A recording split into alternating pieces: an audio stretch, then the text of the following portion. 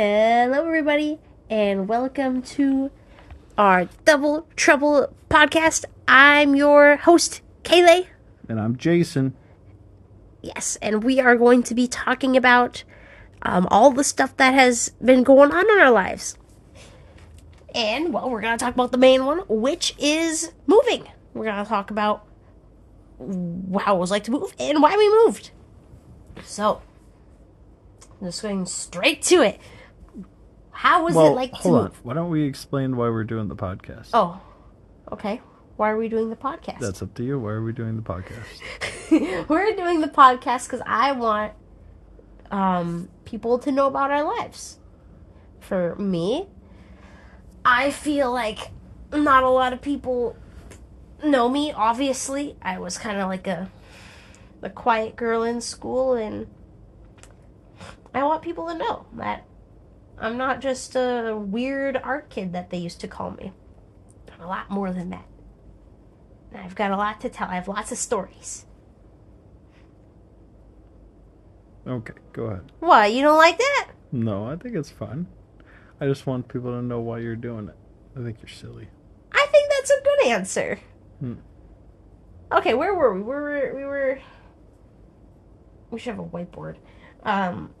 We were talking about how it was like to move here.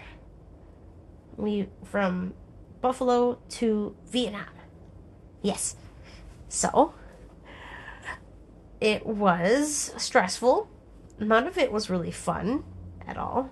Well, hold on now. You're jumping it. Nothing was fun? Well, I mean, the excitement of moving Getting was nice. ready to move was exciting. I mean, it was very stressful. Not working for a bit was kind of nice. Yes. That was strange. Yeah. So, for the people who don't know, I quit my job and he quit his job. Logistically, it was just a nightmare trying to like move and work. I mean, even though Buffalo was small, it's just like you couldn't really do that and travel. Like, you couldn't get to your job. Yeah, because we sold our cars. Yeah, well, we needed to sell our cars because they were worth a lot of money, and we weren't gonna. They were so old that they weren't gonna be worth anything. Like, we couldn't leave them and come back to them, right? But it was very hard logistically, so we just kind of had to quit, and we didn't know how long it would take to sell the cars because we weren't really planning to be out of work for that long. But my grandpa told me to sell the cars early because he thought, I remember the conversation he had. I don't think I'll forget this. He said that you'd rather start now and be able to say no to a couple offers and feel comfortable than to have to sell them last minute for a price you don't want. Mm-hmm. And I said, okay. I said, that makes complete sense. I said, you're sure? And we sold the cars in like 3 days. Which was just... I know. Whose car sold the quickest? Oh. I don't remember. Was it mine? I think it was mine. It was kind of both at the same time. Yeah, mine was getting... Because people were doing that stupid thing on Facebook where they were just excited about the price. Oh, it's a cheap car. Yeah. I got way more interest in my car, but I knew that, like, if people came, it's like your car was clearly the more valuable. Yeah. Yeah. Yeah. And we did the double like combo. We did a combo. Meal. My grandpa loved that deal. It was like, I don't know how I figured it out, but I was like, yeah, we'll just save $5,000 for both cars. Boom. Yeah. I kind of priced my car at like 15. We priced your car at like 35 or some shit, but it was like, yeah. Yeah, and my trunk wouldn't open. Your hood. My hood wouldn't open. Like, literally, the dude asked to look inside the engine, like, which is pictures normal. of it. Yeah. And then it worked 2 days before he asked, and then when I tried, it wouldn't fucking open. Yeah, that was stressful.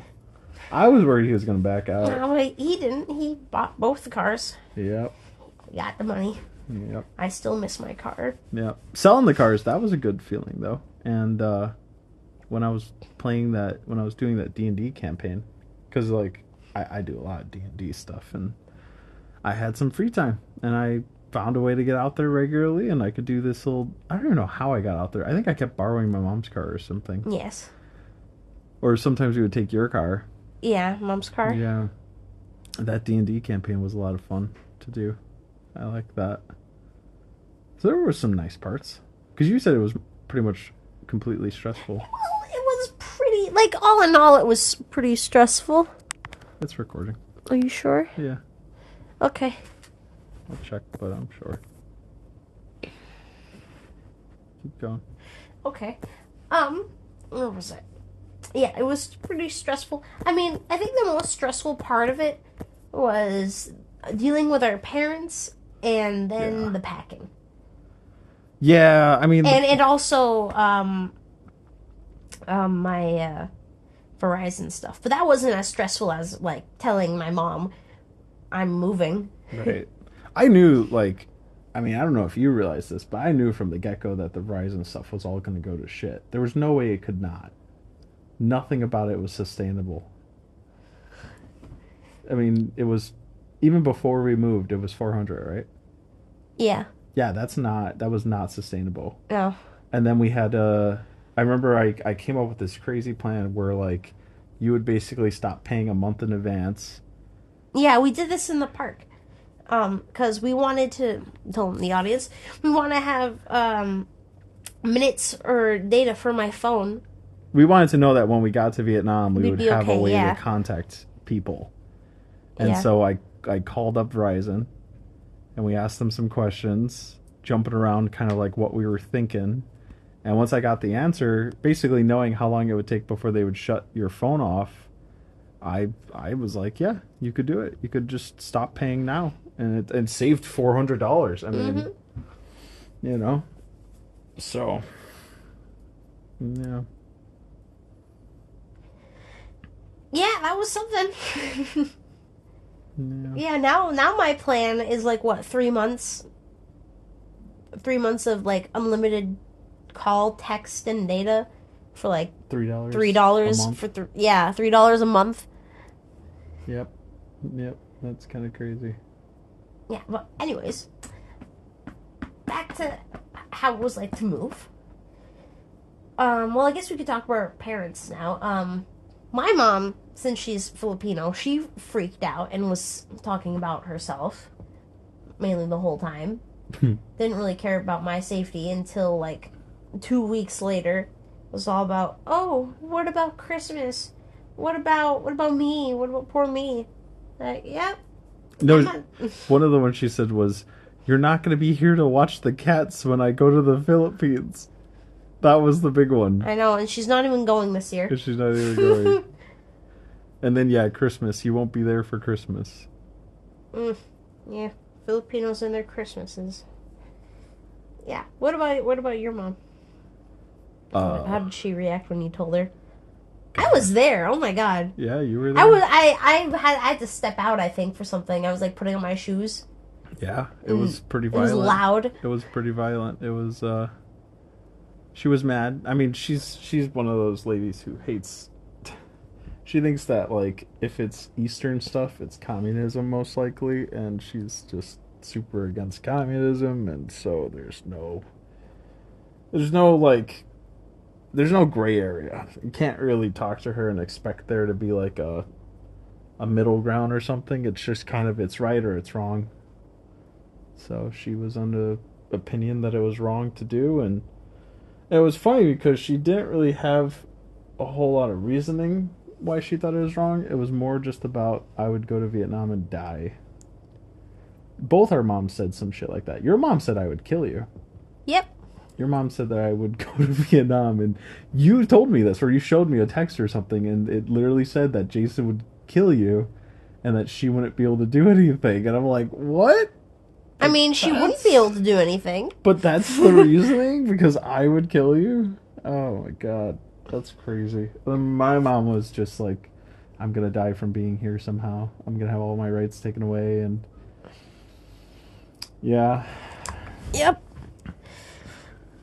And now we have more freedoms here than we did in America, honestly. Well, we live a better life here, you know. We have, I don't know if we have more freedoms.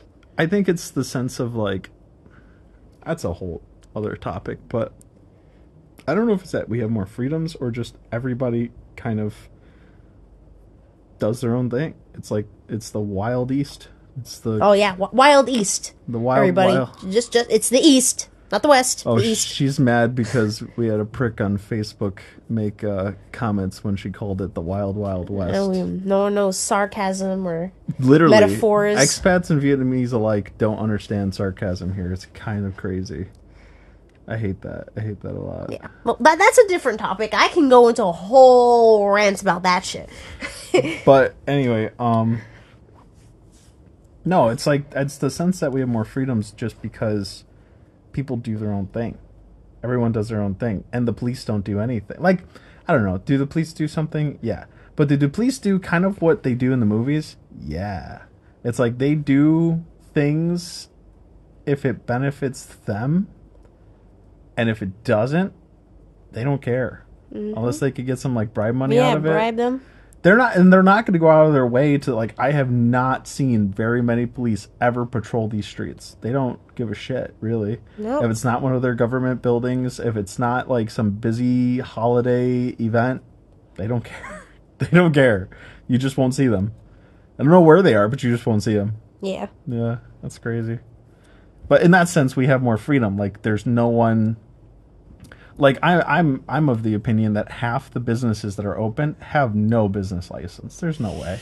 They're just open. They just decided we're open, and boom, they're open. And then that is not there's no something license you could for do. selling food or beer or anything. Right. That's not something you could do in America. I mean, you couldn't do. You would get arrested. You get fined out your ass. Like, that's just not something you could do. And here, it's like, literally, even in this area, and we live in a like what I consider a very high class area. Half the little houses are offering something, a cafe or a spa or a boutique or whatever. You know, those houses over there, you know what I'm talking about? Yeah, it's like, why are they even doing that? I don't know, but they can, and no one's going to stop them. It's just weird.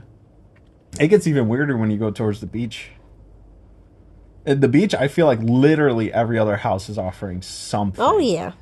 Like, I mean, I remember that one day, like, you can even call that really a restaurant. We just stopped somewhere because it was pouring and some lady was making soup for everybody. It was bustling, though. It was It was good, yeah. But, you know, it didn't really look, I mean, there was chickens walking around. It didn't look like a restaurant. It just looked like some hole, like a literal hole in the wall. Graveyard in the back. There was a graveyard. There was like a puppy back there. Yeah, I mean, it wasn't a... Oh, who's going to go get the food? Can you go get the food? Hey, we'll be right back.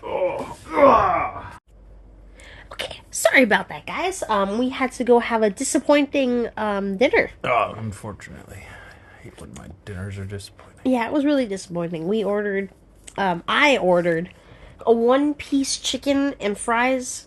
I know that doesn't sound like a lot, but it's a lot here for them to eat, apparently. And I got 18, I counted it, 18 singular broken, tiny, burnt, oily fries and a unseasoned fried chicken.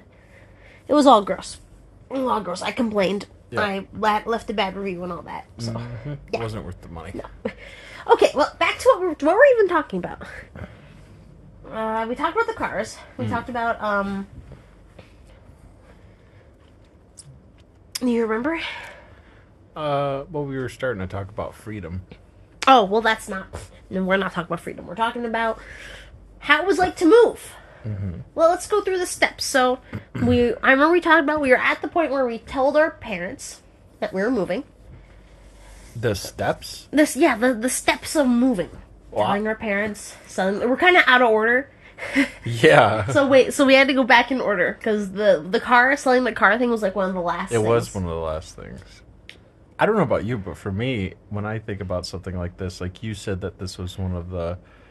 Well, you made the claim that this was the biggest things we've done in our life. One of the biggest things. Yeah, it could be one of them. And I think whenever you do something like that, for me, it's more about the mental decision. Like, I knew I was going to move here when I last visited. Really? Yeah, I made up my mind. So when I came, when I started the whole process to move, one of the steps was already making up my mind a year and a half before. Oh. That's a step. Okay. What's the next step? No, I mean, there was a lot. There's a lot of steps. I remember the whiteboard. You remember that? I remember the whiteboard. He had a whiteboard in his house, in his room. Best whiteboard. And then he would write all of everything that was in his mind on the whiteboard. And it'd be so unorganized. I had to arrange it like every week, erase everything, and write back down everything he wrote down. Like color coordinated, in order, where things belong. And the closer we got to moving to Vietnam, the more concentrated my thoughts kept being on it, and I kept fixating on like steps. And I remember at one point, we were still really far. I hated this. This was like one of the worst feelings. We were still so far away from getting to Vietnam, and we had like this laundry list of things to do. It was so big. Yeah, buying things. It was so big. It was so many steps. Researching things. It was so many steps. And they were important shit. Like the Tefl, Tessel, yeah. It was like it was just a lot. It was a lot. And I remember like as we kept going, I would keep working on that list. It was sometimes I'd get rid of one thing or I'd get rid of two, or I wouldn't get rid of anything for weeks. It was tough. Yeah. So and the yard sale. Oh, We had a yard sale for like when we were getting closer to leaving. We had to get rid of our stuff because I posted a lot of stuff on Facebook Marketplace to try and sell the stuff we didn't want. Things did get sold, but not quick enough, so we had to do a yard sale. well, not quick enough for people involved. Like, yeah, I guess I see what you mean. But like, if we would have just kept doing the yard sale, I think we would have sold everything. I know. We probably would have. And we instead gave like half of it away We had no to a choice. crazy lady. We had no choice. Remember the crazy lady? Yeah. Were so you there? I was there. For the girl with that Yes. stuff? Yeah. Yes. I was downstairs though. You guys didn't come downstairs and see how tightly. I was there when she had her stupid car and shoved all her stuff in it, and then she said she would pay us for how much she sold of our Yeah, stuff. Like, yeah, uh-huh. Western Union us money when we were in Vietnam. Yeah, she was a quack job. Yeah. Let's just say, she hasn't sent us any money. Nope. We Hasn't tried talked reaching to out us, to her yeah. too. Yeah. Yeah, she said that she was making a business, her sister died, and all sorts of crazy shit. She didn't have a name for her business. Yeah. Yeah, well, also she said that like some house burned down or something. Her house burnt down. She had like, I didn't ask, but she told me her life story, and she had like 30 persons' life stories, all in one person. That's what it felt like. I just like she kept saying crazier and crazier shit. I'm like, this all happened to you? Like all this shit? Like I don't know. It was a lot. I know. I was like, okay. And the whole time she's just like a monkey on her car shoving more and more shit. And there's no room. And she came to the yard sale and the car was already full. Yeah. Picking up junk. She's probably a hoarder, honestly. Because she was a quack. Yeah. I feel bad for all the things that we gave to her. Mm-hmm. That was a Things that heartbreaker. broke.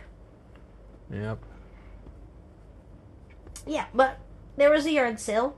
We sold the cars. The day I quit my job was the greatest. So, I don't think I should disclose where I work, but I worked at a car dealership. Mm-hmm. Probably many people already knew where I worked because I posted it a lot back then. But yeah, I just started to hate it more and more, and I would just be like, only a few more months. There was only a few more weeks. I was like, all right, I think today is the day. And I just didn't show up. Like, yep, there we go. I'm just not going to show up. I'm like, wow, I'm really doing this. I'm not going to work. I'm not going to work in America again. Wow. Yeah. Yeah. All thanks to my genius with finances. Yeah. Figuring that out. I actually worked at that car dealership too.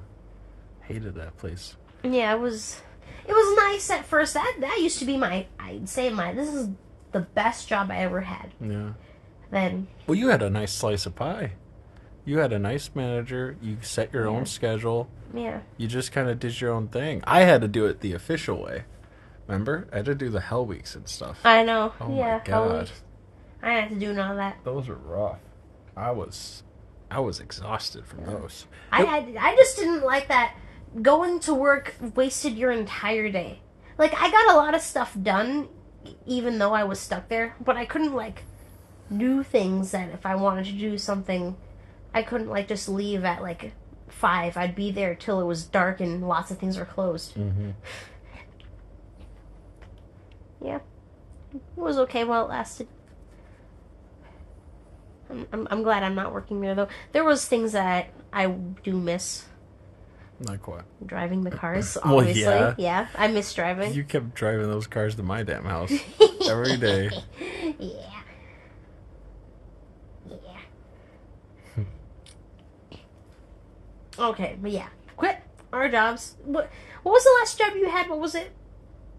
Was it The liquor store. the liquor store? Oh God. It was a liquor store. I worked at a liquor store for like what, 2 weeks? like literally like a week or two, and then that was it. Enough to collect like 2 paychecks, and then I quit.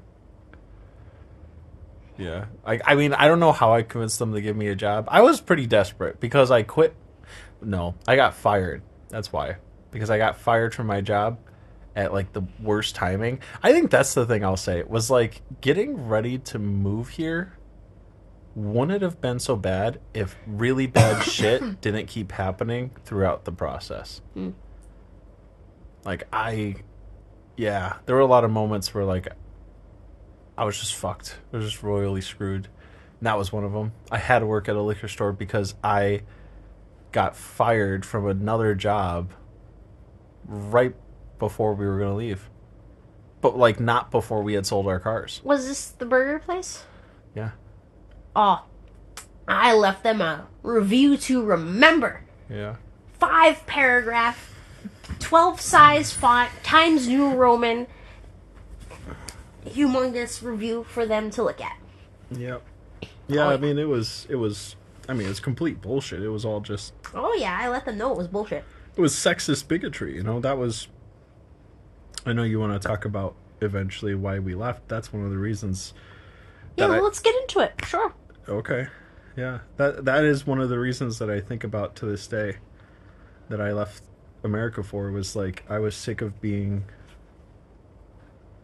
I was sick of being persecuted for being a male, for being white, for being straight. I was targeted at different jobs by different people just because of those 3 things. And it sounds like something out of a story. It sounds like something that would have happened like, you know, a couple decades ago. Not now. And to a woman?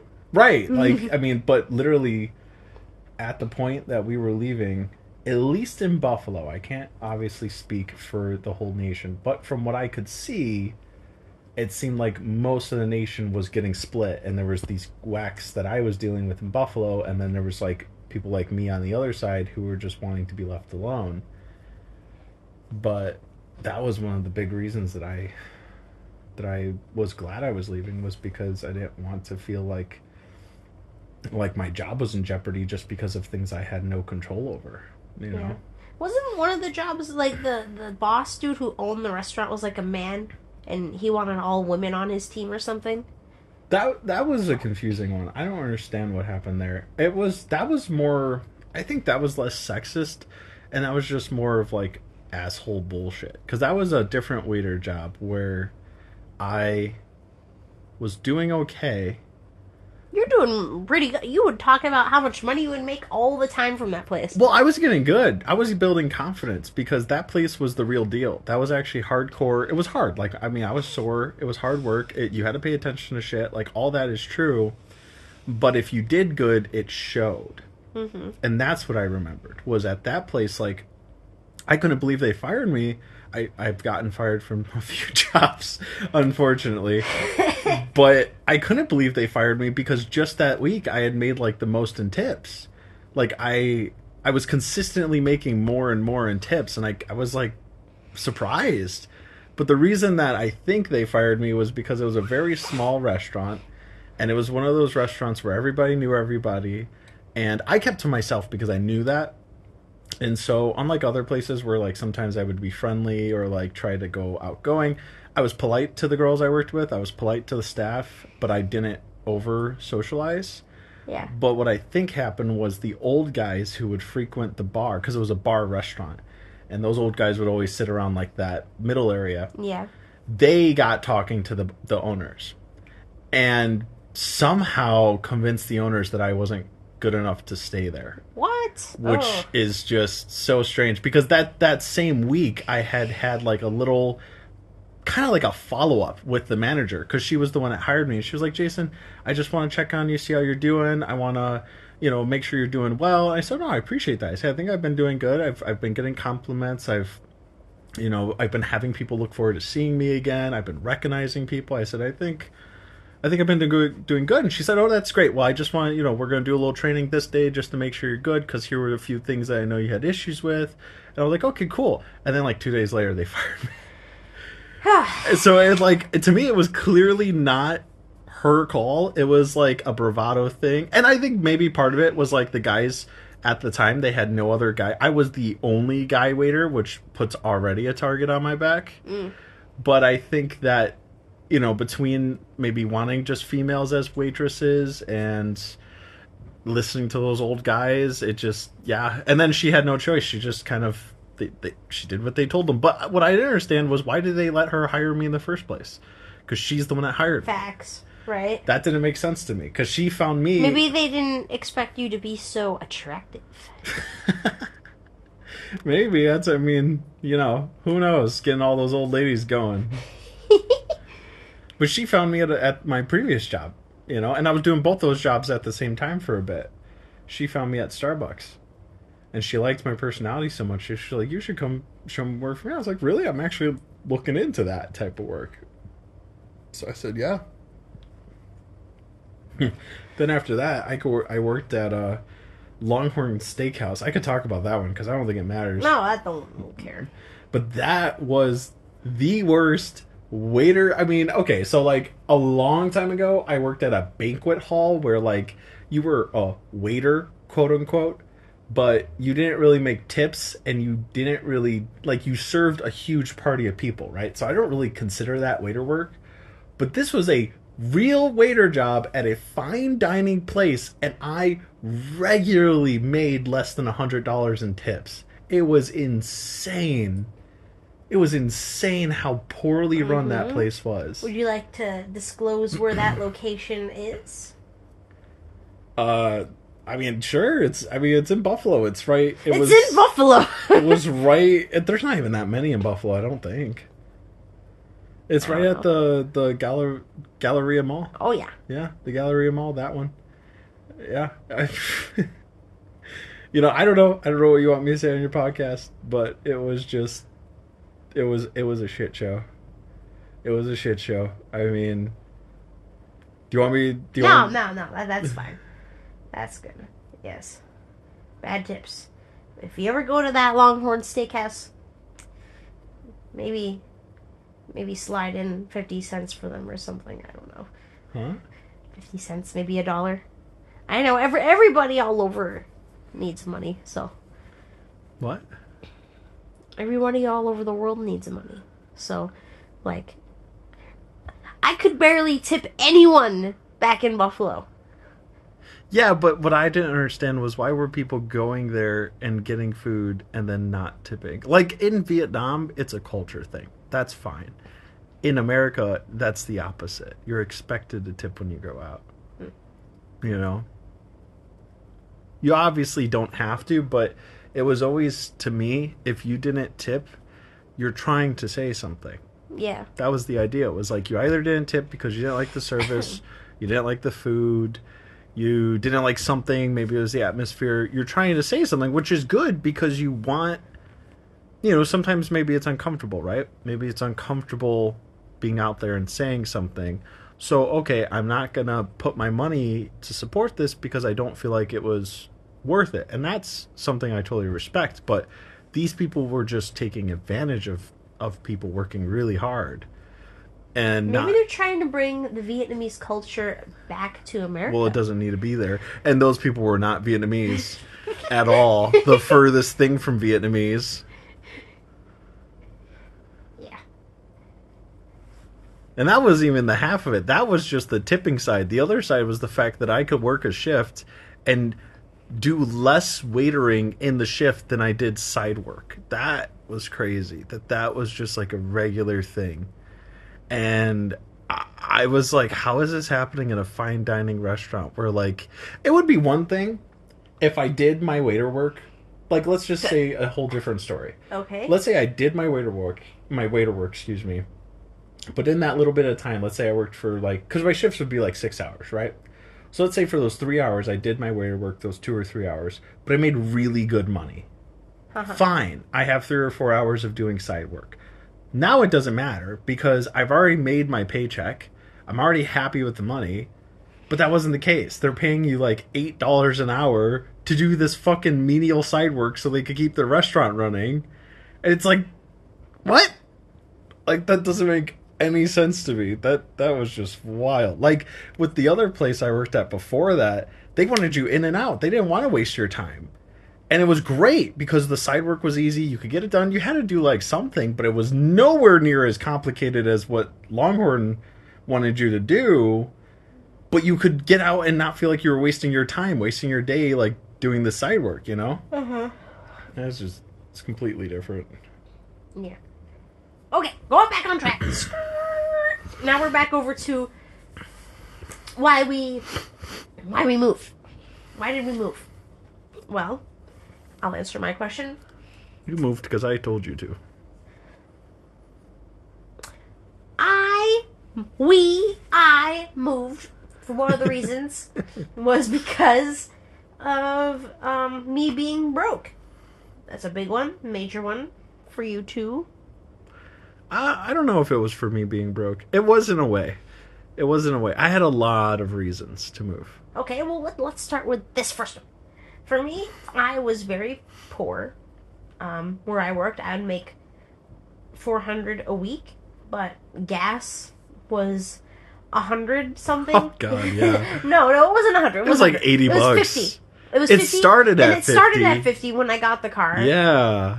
By the time I don't know if it was just my car or it was the gas prices, but it kept going up and up to like from 60. Then it started getting up to like 75. Yeah. Oh my God. And yeah, that was like part of my paycheck right there. Then there was food and stuff, and then God, when the Verizon bill came in, because I got the nice plan, it was $400 a month.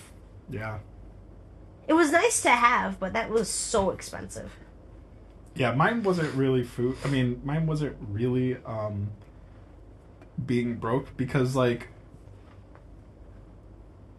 I looked at it differently. Like, I had money, I had food, I had shelter. Yeah. You know, I had all the basic things. I just wasn't comfortable. It wasn't that I was broke. I just wasn't comfortable. I didn't feel like I could ever enjoy myself, really. And car troubles. Right, yeah, we both have so many. Since I had a Volvo, fixing that car would be more expensive. I'd always have to go to like secondhand parts and shit like that. Yeah, no, the car troubles. I mean, when I sold the car, I couldn't open the door. I had to open the door like this. I never fixed it. I know the tether was broken or something. Oh. I was thinking of fixing it, opening the door and then like putting it back together with like zip ties or something.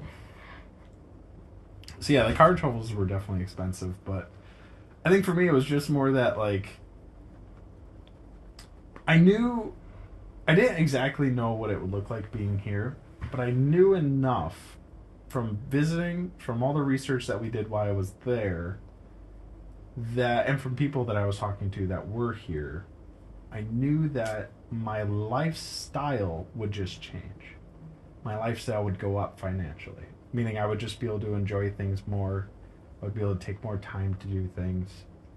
And on top of that, my health would go up too, because like I was busting my ass, you know, working at jobs and cooking food and taking care of my life, and it felt like my health was just going down and down. And I remember the whole time, that was the other part that sucked about moving, was that my health was at one of the worst states it's ever been. One of the worst places. I mean, I remember looking at myself in those mirrors and being like disgusted because I was just so out of shape.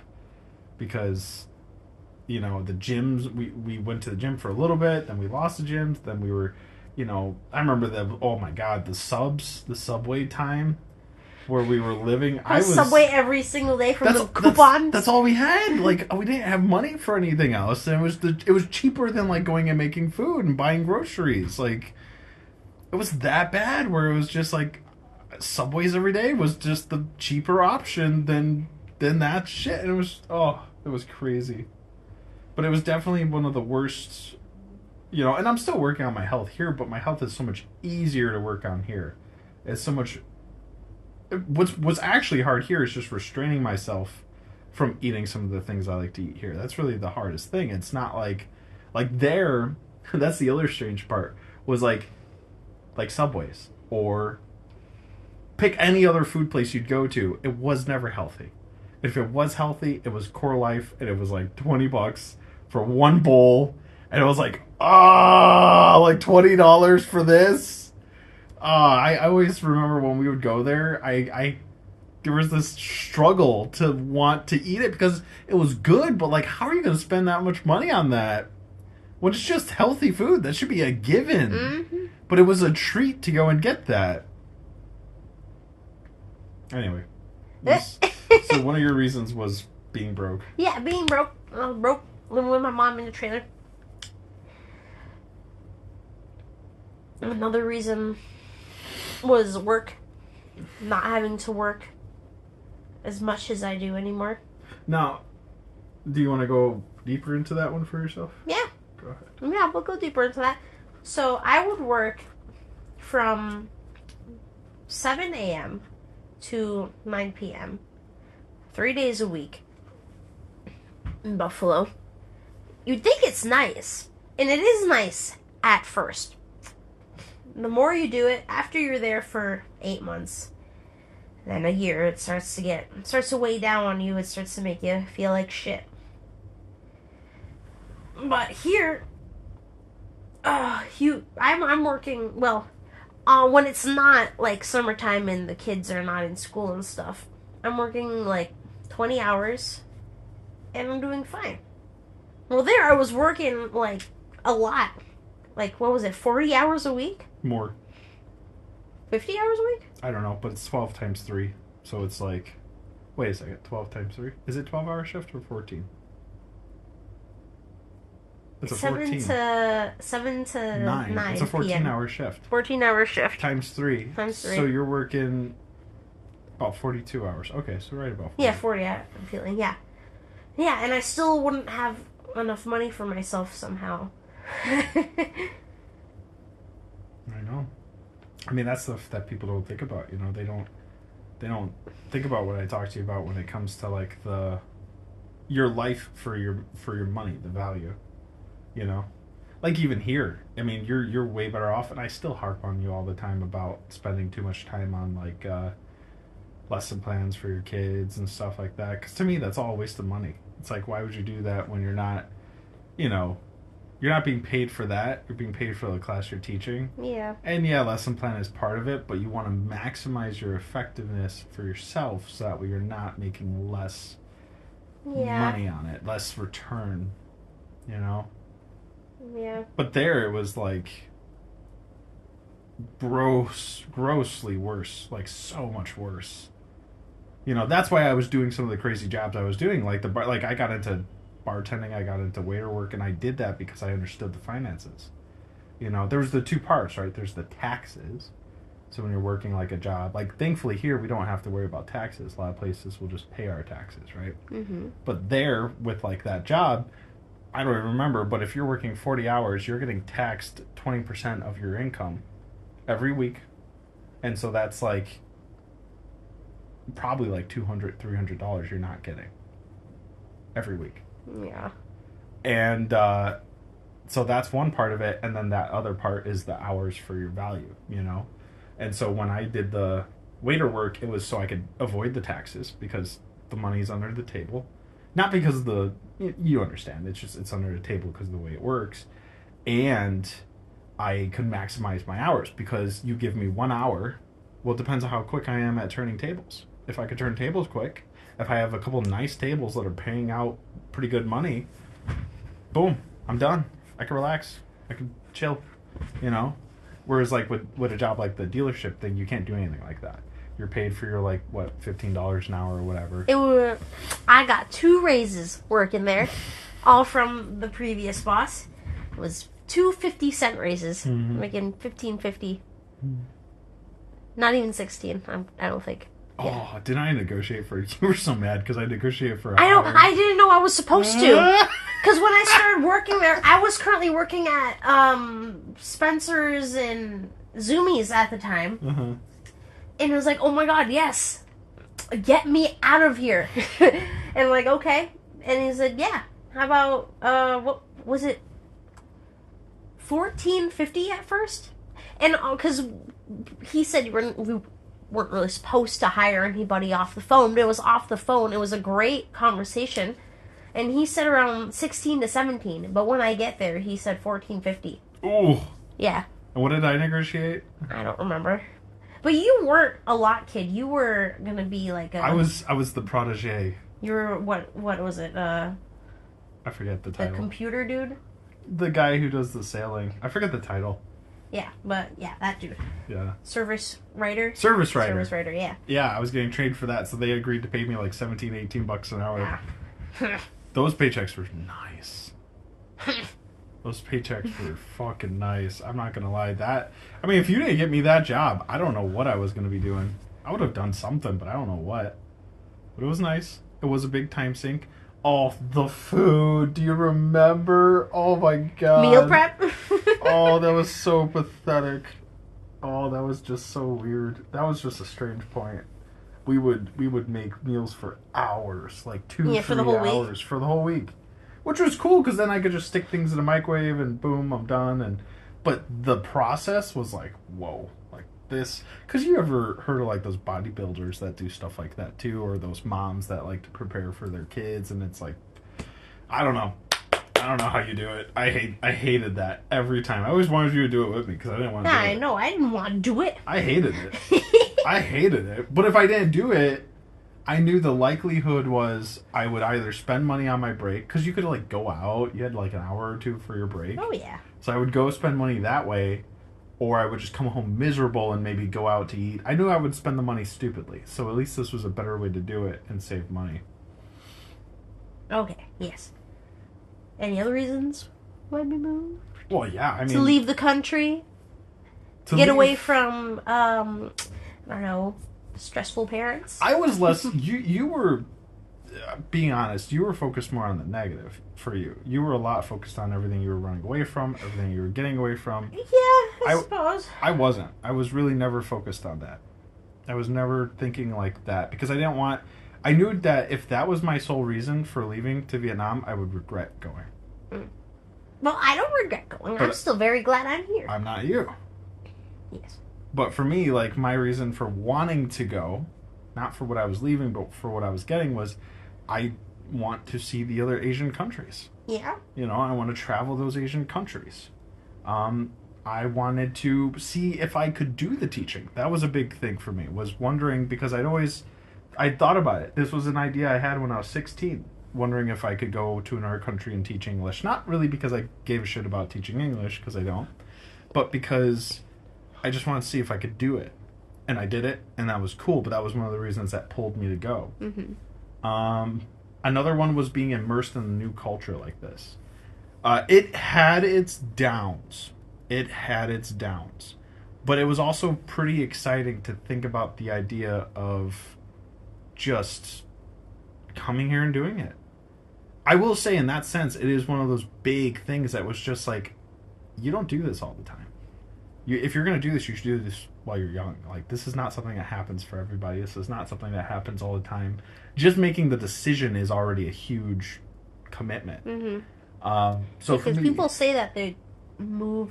I'm going to move to Japan. Right. I want to do all that stuff. I want to move to Thailand, and they never do. They stay where they're at. Exactly. You know, and so like for me, that was one of the reasons, was just getting immersed in the culture, taking that step. I was really, you know, it wasn't as much about getting away from being broke as much as about realizing the possibility of the finances here. Mm-hmm. That was a big draw.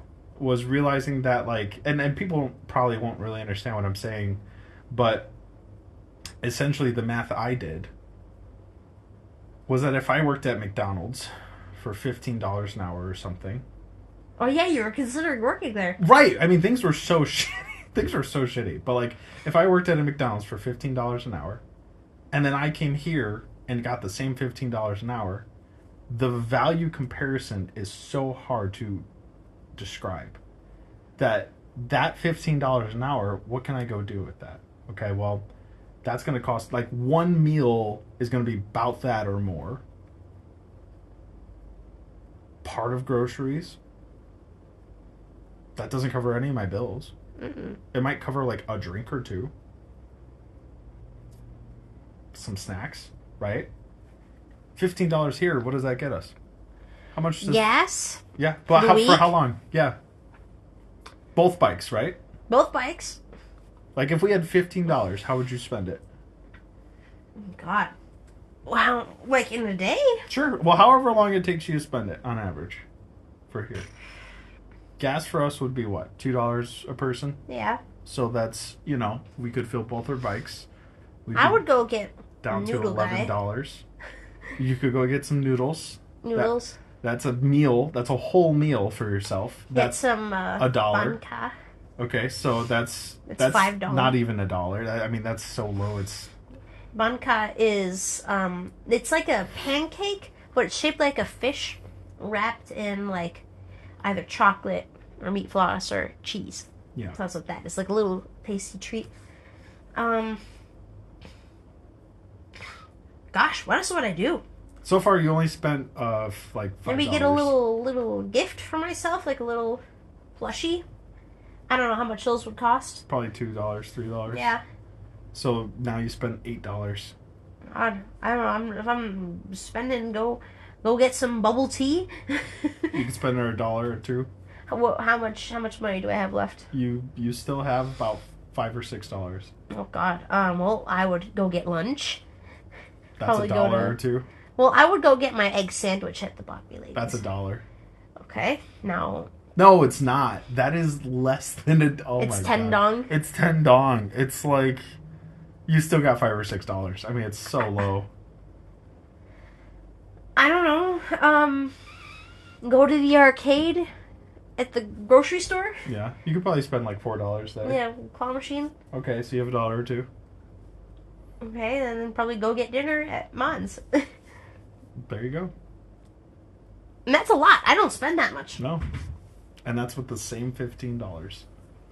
So what I would do, the math I would do, instead of doing all that, what I would just say to myself would be like, realistically, I would put that $15 in Vietnam to the power of at least 7, sometimes 10. It depends on like what you're spending money on. Like we found out that some groceries, some electronics, things like that can be similar prices. Yeah. But there's a lot of things like your rent, your utilities, your food, your drinks, your like gas, like just a lot of common things that are like that value where like that $15 is to the power of 10. Yeah. It's like just so much more valuable here than it is there.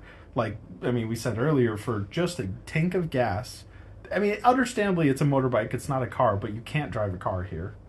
But for a tank of gas, for one person, it's $2 and it lasts you about a week. Mm-hmm. Whereas your tank of gas would last you a week and it was $60 to $70. Oh, I hated that. Yeah. I hated that. Yeah. But anyway, for me, that was the idea, was moving towards this level of finance, and time freedom. I think that was one of the other big ones. Yeah. Like this, we couldn't even afford to do this right now. Oh, no. We'd be too tired. Oh, no. Tired or working. Yeah. Tired, working, cooking, having to do something, like, there was no time for any of this shit. Yeah, no. No time for podcasts. No time for coming up with business ideas. None of that. Yeah.